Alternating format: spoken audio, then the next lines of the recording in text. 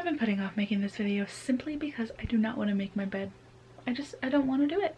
So we're doing this on my couch where I am surrounded by an empty Dr. Pepper cup, my unfinished coffee from today, my mostly finished coffee from this morning. So, you know, at least you can't see that mess. You would have been able to see my bed being a mess. But anyway, we're here for my February TBR and it is currently the 4th. I don't know when I'll have this edited and uploaded, so I'm a little behind, but I have a few books to talk about. And if you can see already, here is my TBR shelf. And if you can like zoom in, you'll see what I'm already reading. But I'm just gonna walk you through what happened with my TBR game. I could have been more prepared and grabbed all of my books from last month that I was supposed to read, but I didn't.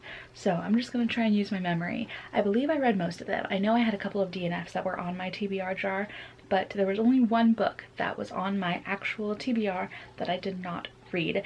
So I do need to take a punishment starting in the month, and I have moon cards that I use which have somewhat punishment, somewhat challenges on them that I have to complete in the month so that I don't have to move back spaces on my board game, which I also didn't grab. So we will update all that next month because I need to get this filmed. I need to get this filmed.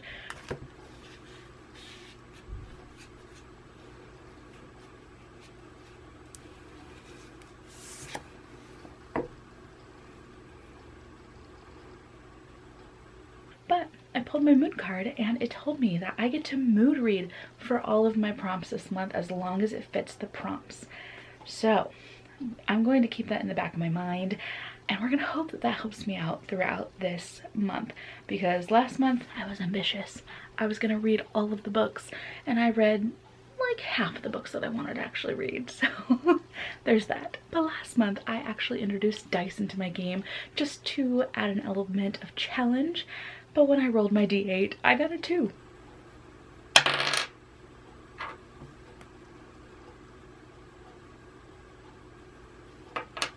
I got a 2. So I felt like that wasn't enough, and I decided that if I roll anything under a 4 on my d8, I need to roll a d4 just to see if I can get to like an average number. Usually I read about 4 books from my TBR jar, so just 2 wasn't enough. But the game was super nice to me and I rolled a 1. So I have 3 books that I have to read from my TBR jar. That's totally doable. Totally doable, right? Yeah, but then my first card pull.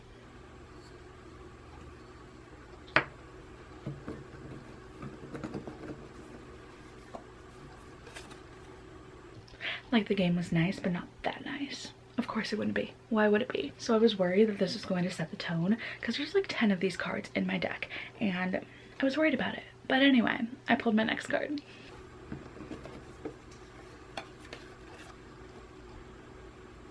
And we got a translated book, which is great because I know that this author has translated works, and that's Fredrik Backman, because his books are originally published in Swedish.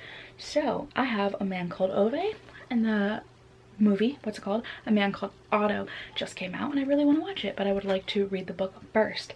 And I also am including this in a video that I want to do where I read all of the books that I know are going to make me cry. So because I pulled this one, I decided that I'm going to read about 2 more of the books from that video plan, and next month I'll save the rest. So let me talk about those 2.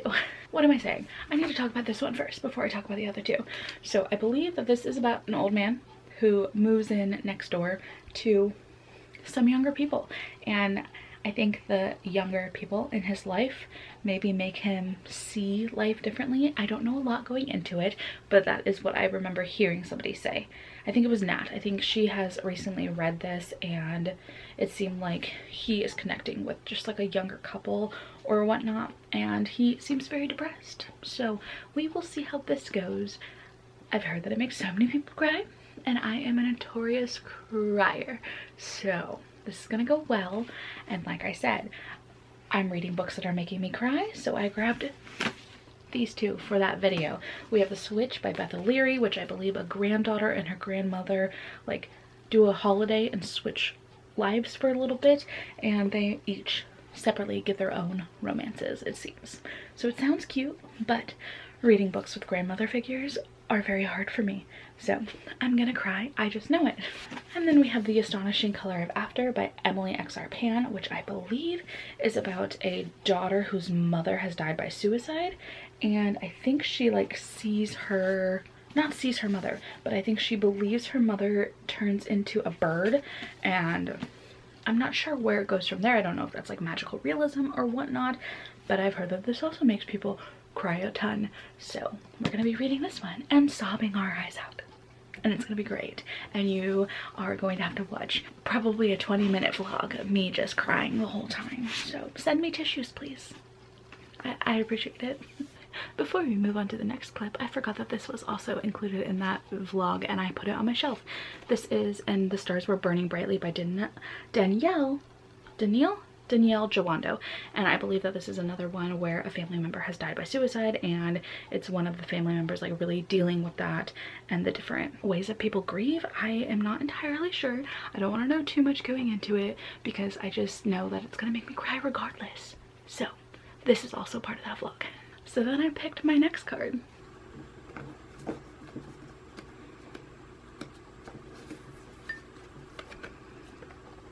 And it's a nostalgia read. And my instinct immediately said, I have to read The Hunger Games. So I've been talking about wanting to do a reread of The Hunger Games for the longest time, and I'm finally gonna do it. I'm gonna read The Hunger Games. I might get the audiobook because I've never listened to it that way, but I also like, I wanna write in this book. I've read it like 3 or 4 times. I've gone through it multiple times and I have no pen marks on this at all, and that's just not okay. So we are going to reread this, and I think literally right now I'm going to go and make a channel on my Discord for this reread. If anyone wants to join and just talk about it and be nostalgic, and maybe we can watch the movie together. So if you would be interested in rereading this with me, you can find the Discord link in the description. It's called, I think we called it the Fanfiction Readathon. You don't have to be a part of the Fanfiction Readathon or even the book club. You can just join for fun, and I will have that page channel somewhere in there where we can do a Hunger Games reread together. So check that out if you want to join. And it'll also keep me motivated to stick with my TBR. So I'd really appreciate it. But I just want to be back in this world. I mean, not really in the world, but with these characters who I love, who I miss. And I really just want to read Catching Fire, but I don't want to skip reading The Hunger Games, you know? So let's read this together, please. What's our next prompt?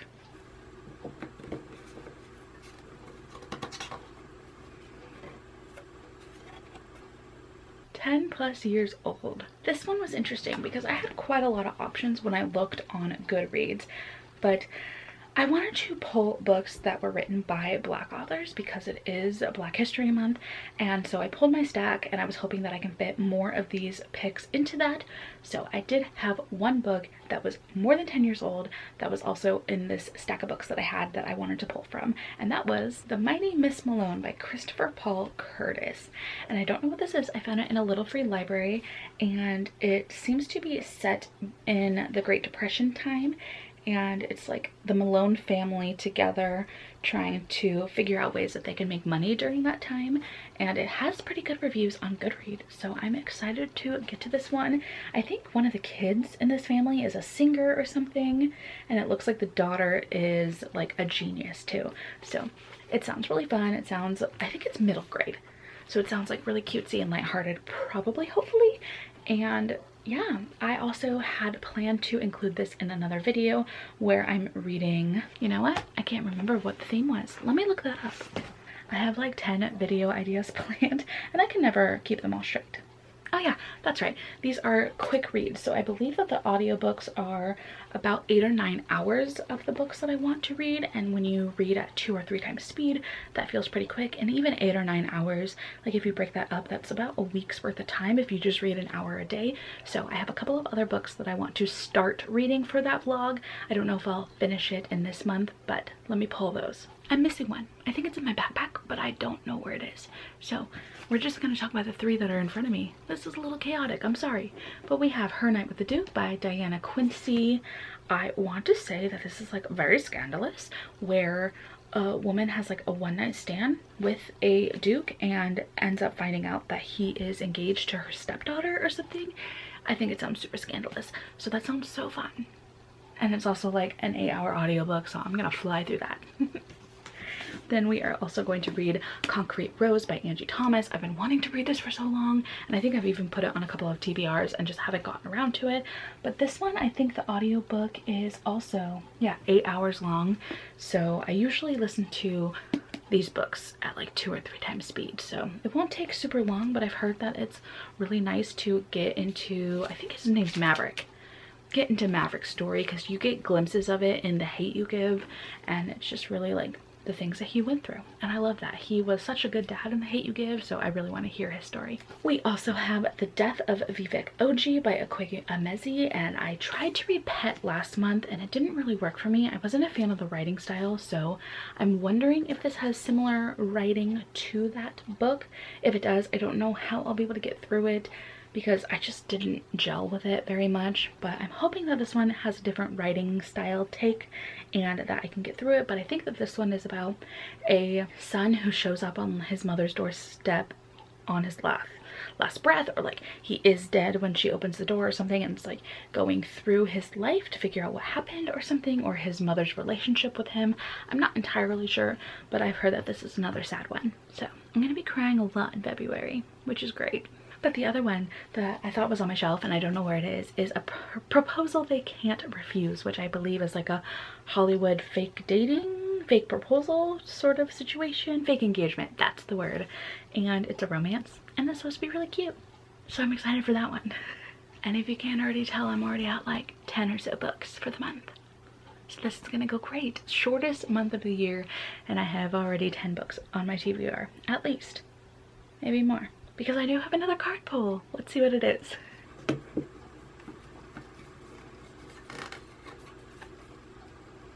So this left me with Discord picks. So I went ahead and put a little collage together of a few books that I'm interested in reading in the month but could save for next month. And my friends picked In the Lives of Puppets by TJ Klune. I really expected everybody to pick this one for me because I love TJ Klune, I love his books, and I do have the ARC from NetGalley, so I'm going to be reading that throughout the month. I hope. It's ebook format, which is not my easiest to read, but if I don't finish it in the month, that's totally fine with me, because I don't need to have the review up until it comes out in April, I believe, so not a big deal. I think it's like a Pinocchio retelling.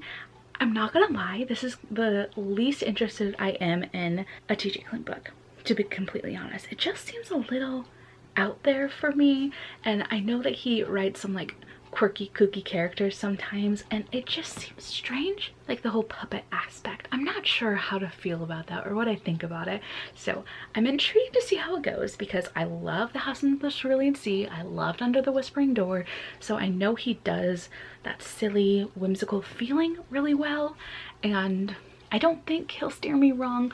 But you know, there are a couple of TJ Klune books I haven't liked as much, but those were also real human beings in those stories. So we're gonna see how this one goes. I don't want to predict it to be a 5-star. I don't want to predict it, but I will be happily surprised if it is. I am still really excited about it because it's TJ Klune. Come on, I love TJ Klune. And if you haven't already seen my guide to TJ Klune, I'm gonna like shamelessly plug that right there because I spent so long on that video, I want people to watch it. If the 11 books we've already talked about aren't enough, let's talk about 10 more that I'm going to read. Yes, you heard me right, 10 more, starting with my book club pick. So I am one of the hosts of the Story Continue book club, where we reread a lot of retellings. We are really geared towards reading fandom related books, so anything that feels like a fan fiction in a way. And this first quarter we are reading all Greek retellings, and so we are reading Lore Olympus Volume 1. Last month we read The Silence of the Girls by Pam Barker, and in March we are going to be reading Stone Blind by this author that I cannot remember, and I should have looked that up. But February is Lore Olympus. We wanted to do something quick and easy for a short month, and we are super duper excited to get to this one. It's a graphic novel. We haven't read one of those in the book club, so we're excited to like get into a different way of reading books and something quick and fun. And I've heard great things about Lore Olympus, so I hope that you join. You can also check out the Discord link. I'm plugging it again, yeah, and you can join us there. You just become a book club bun with us, and we will talk about the book throughout the month as we read it. That's 1 down, 9 more to go.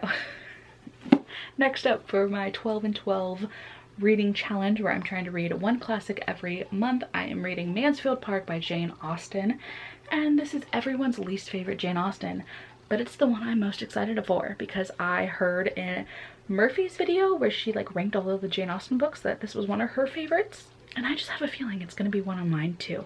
I read Sense and Sensibility last month, and I have also read Pride and Prejudice by Jane Austen. Obviously Jane Austen, I mean, did I have to explain that? But I'm excited. I do sometimes struggle with the language in her stories, so I will be definitely reading along to the audiobook, but I'm excited. I want to know what this one's all about because I have literally no idea. No idea whatsoever. I could not tell you one single thing about this book. Could I read the back? Yes, but I'm not going to. It's going to be a surprise, even though it's been out for like 100 years. A Taste of Golden Iron I was supposed to read last month. I'm not entirely sure what this is about. I think it's like a prince and his bodyguard sort of situation. I believe it's YA, so I don't know if it's going to get steamy at all.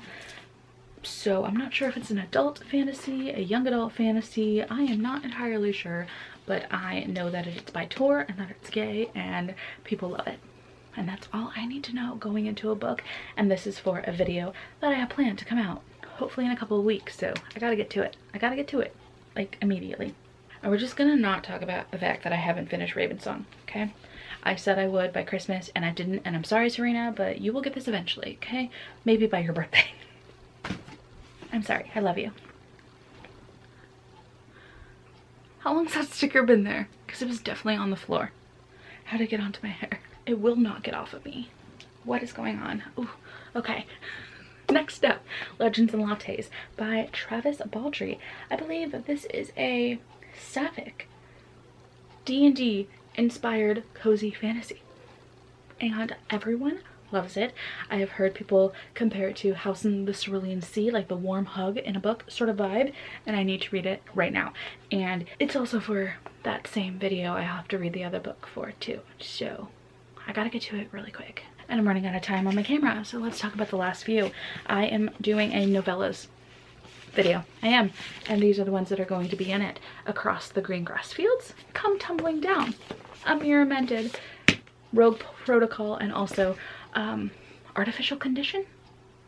And that would be coming out in a couple of weeks too, so you have that to look forward to. But now that my light is flashing, I just have to wrap this video up.